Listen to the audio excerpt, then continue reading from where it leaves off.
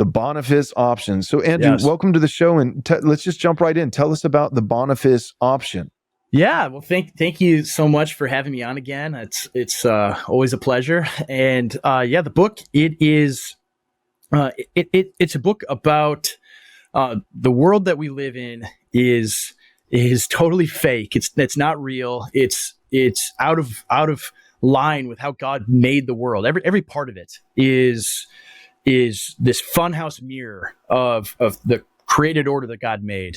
So the last 100 years has been really bad. It's destroyed so much of our way of life that God created for us.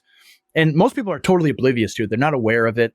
You're born into the world you're born into, and you don't realize it. But if you look back, you see, people actually had, families and households, and we knew what men and women were and the differences between men and women.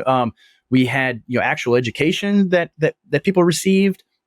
We had functioning societies. We had friends. We had people we know. Most people are completely alone. They don't have any friends. They don't have any relationships that are real, any deep connections with people. And so the world it's really bad. And of course, I don't want the book to be just, if only you knew how bad things really were, that meme. But part of it is recognizing and coming to grips with the reality of how bad the world is, but then also, learning to hate that and love the world that God actually made. And taking the steps in your own life and with wherever your influence is and whatever you can do to rebuild what is good and true and beautiful. And Right. it's an exhortation to that, to do those things. And you're playing off of also with the title, the Boniface option, as opposed Yes. to the Benedict option. Yes. Go ahead and explain that for the listener. Yeah, so I'm sure a number of your listeners are familiar with Rod Dreher's book, The Benedict Option. That came out, I think, in 2017. And, I remember reading it and thinking, this is pretty good. This hits on a few points that are important. I mean, there's a reason that the book did really well. It wasn't just totally astroturfed by, conservative ink, although it was. But it was, it had some good points. But his main takeaway is, we need to withdraw to intentional community, to intentional Christian community. And I remember reading that thinking, okay, cool. That's good. That's stuff I want to do. I want to build up my church and build up my community and have a strong local community. But then what? Now what do I do?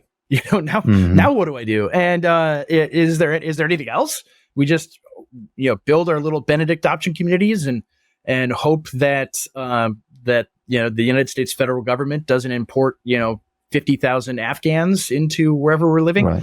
It's like the Hobbit strategy. Like, we'll stay in the Shire. Well, just withdraw to the Shire. Yeah. But Sauron will get to the Shire eventually.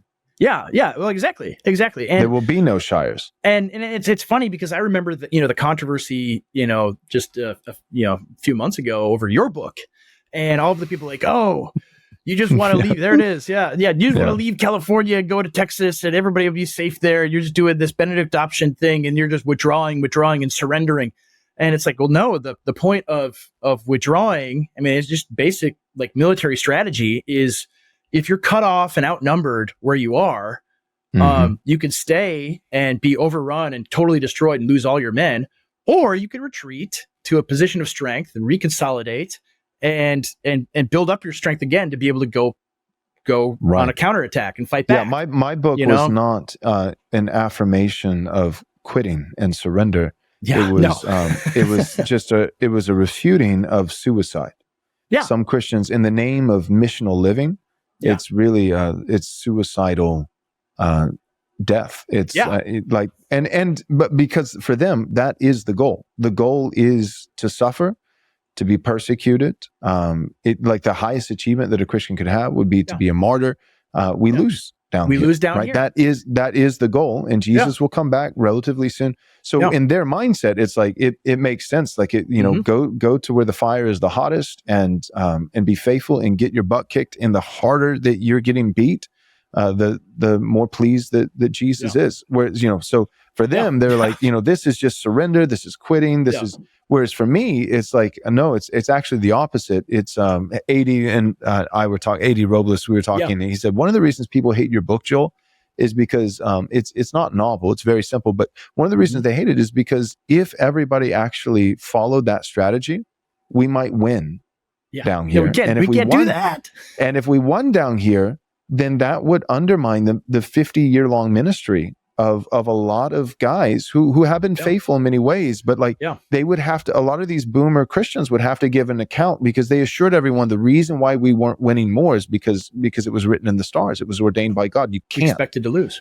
You can't. But if our generation, by the grace of God, actually pushes back and experiences victory, then in some way, we're not trying to breach the fifth commandment to honor our fathers, but in some way it is an indictment on previous evangelical Christians that saying they could have done more, but they didn't. So join Douglas Wilson, Dr. Joseph Boot, Brian Sauvé, Eric Kahn, and myself on March 1st, 2nd, and 3rd for our 2024 conference. It's called Blueprints for Christendom 2.0.